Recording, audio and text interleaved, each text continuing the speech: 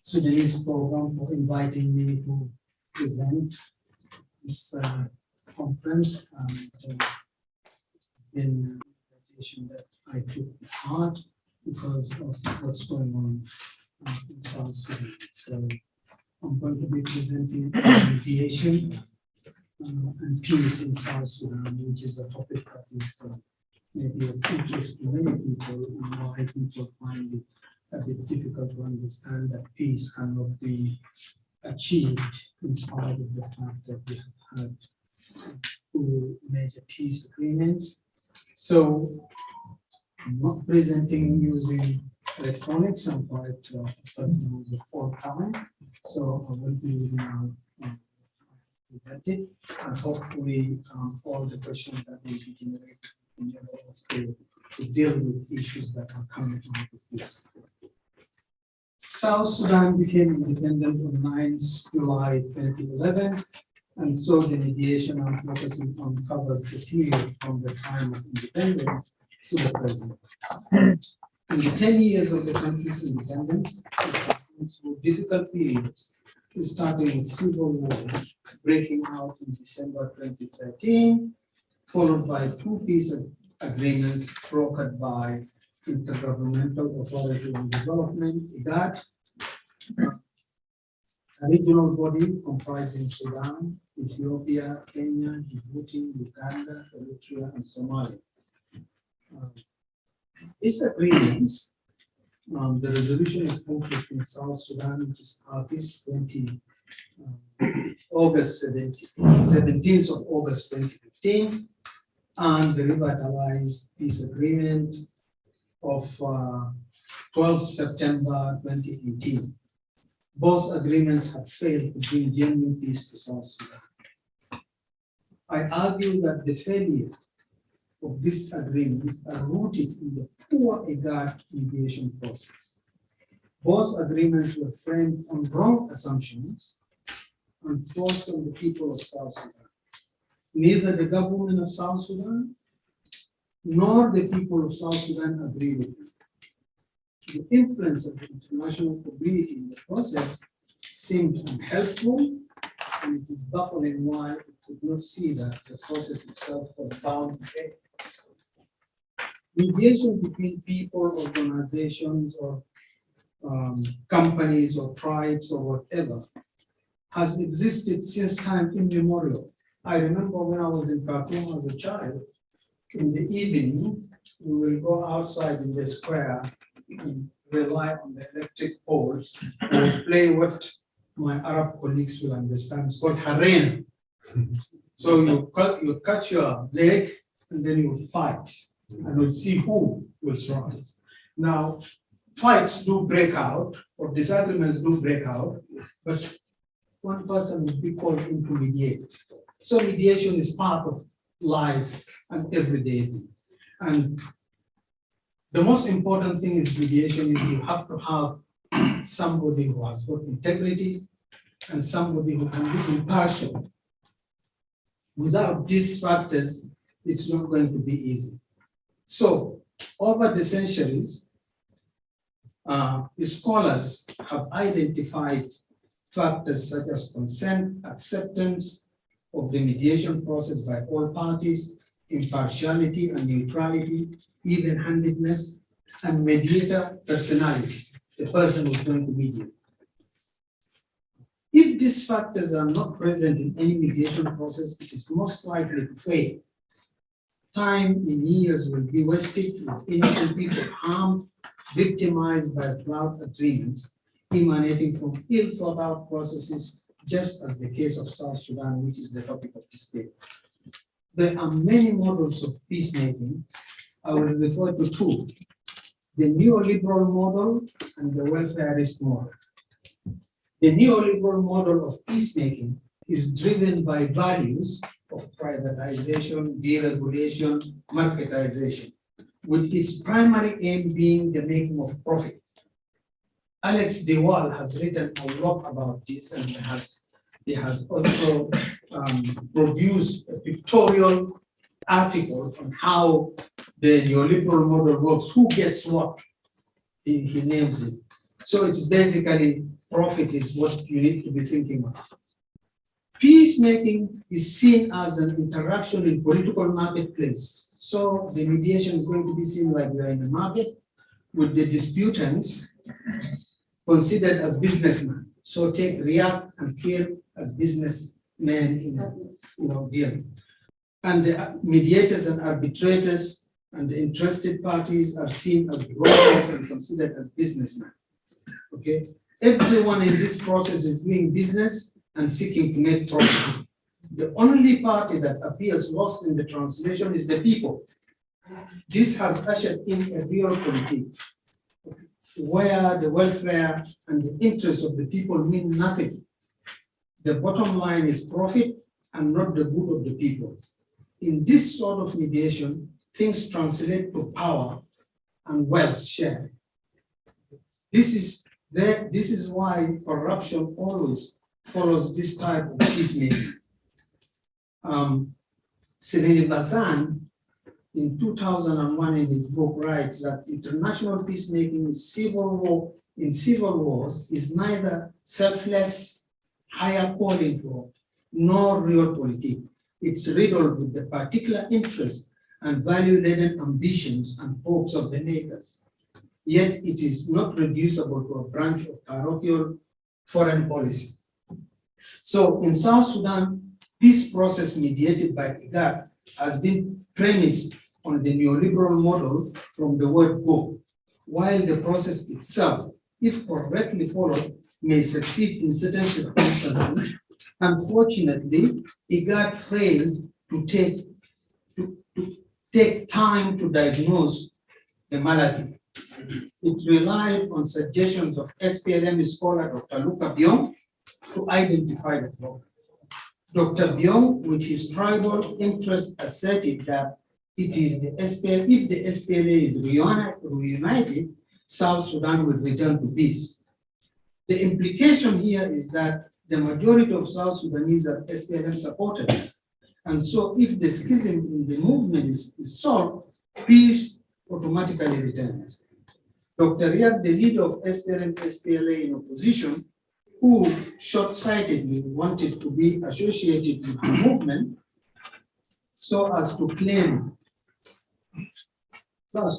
the mantle of liberating South Sudan, got sucked into this false identification of the problem. It is possible that Dr. Riak Machar may have been aware of the horrible problems the movement caused to the people of South Sudan. SPLA already at this time was clearly a tribal movement, hijacked by the young who labeled themselves as born to rule, only later to be concretized under the Young Council of Elders. This group has been in existence for over a century, half a century, and the different guises with its membership to a certain extent remaining unchanged. Their objective has always been to control South Sudan and to expand into every corner of the country, to ethnicize the country. Now, if you see Carol Berger's article, Ethnocide as a tool of state building, South Sudan and the never-ending war, will give you full understanding of what I have just said. So, the sad events of December 15, 2013, and thereafter was a tribal war over the control of South Sudan. It is a brutal show of force to cow down the people of South Sudan. It was a deliberate act of terror by JCE. So the problem of South Sudan is not division in the SPLM, but rather the hijacking of the state by a tribal group. In effect, Dr. Bion's identification of the problem misled the world and complicated the problem.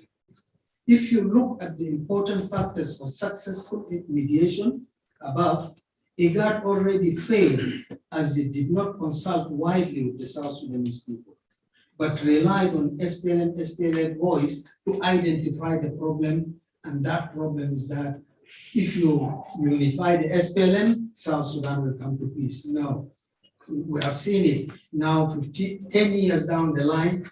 The SPLM tried to reunite in many ways, they couldn't reunite, but even if they were reunited, they would be the enemy of the people. So the agreement was done alongside the CPA 2005.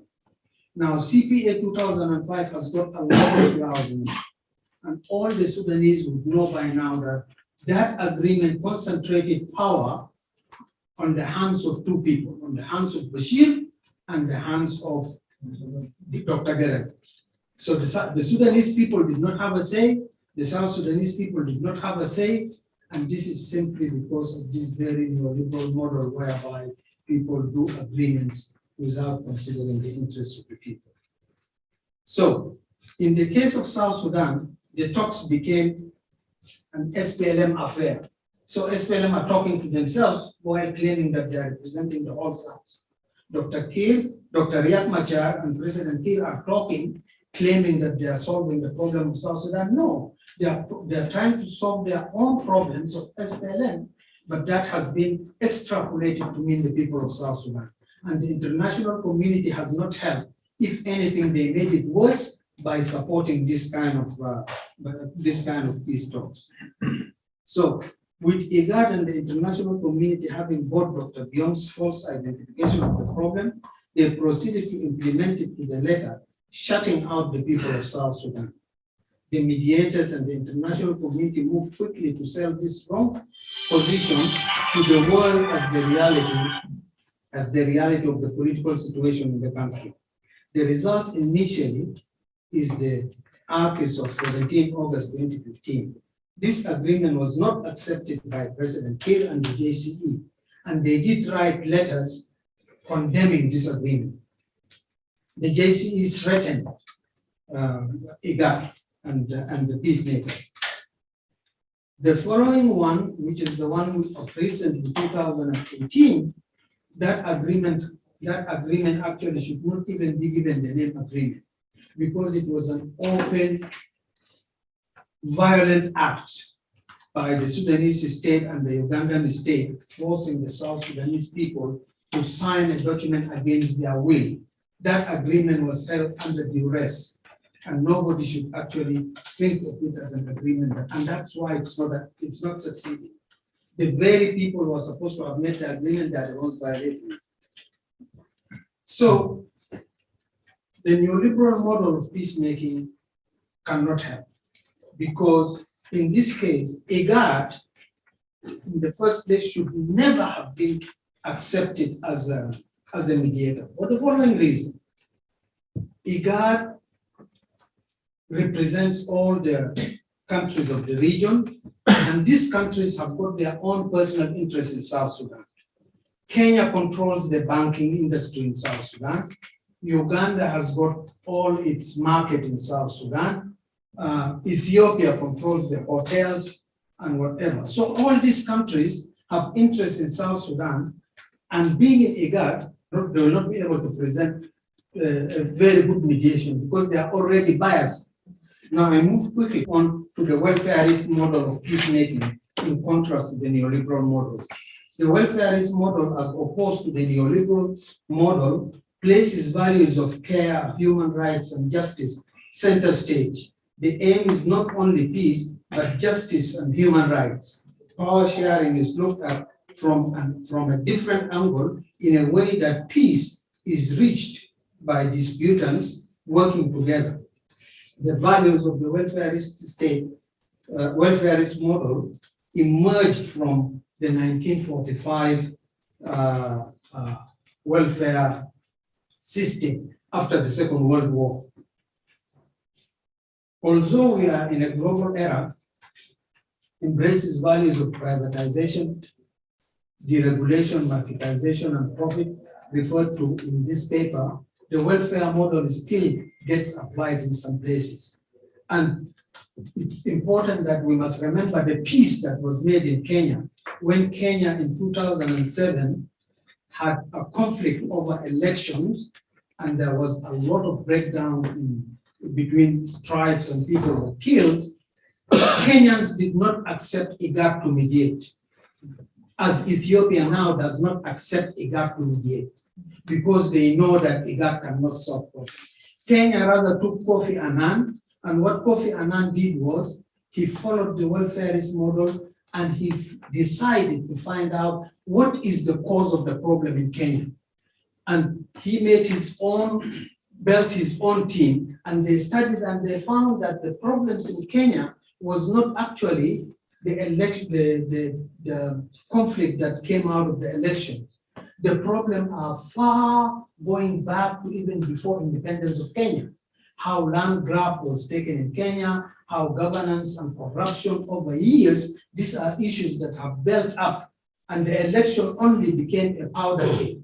So Annan made two solutions: a short-term solution for addressing the government, which is proposing a prime ministerial position, power sharing, but power sharing that works on the same system without creating different centers of power, as opposed to the one of South Sudan.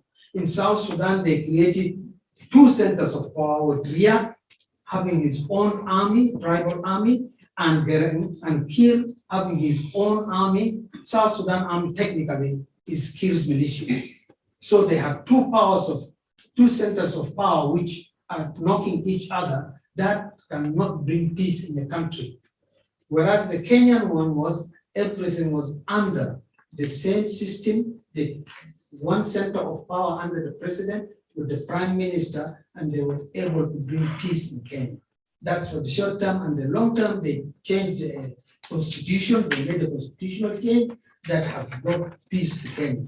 But we must not also forget, Kenya was allowed to have that type of peace because Kenya is an international hub for international organization and for colonial powers, the regions that have been divided by colonialism.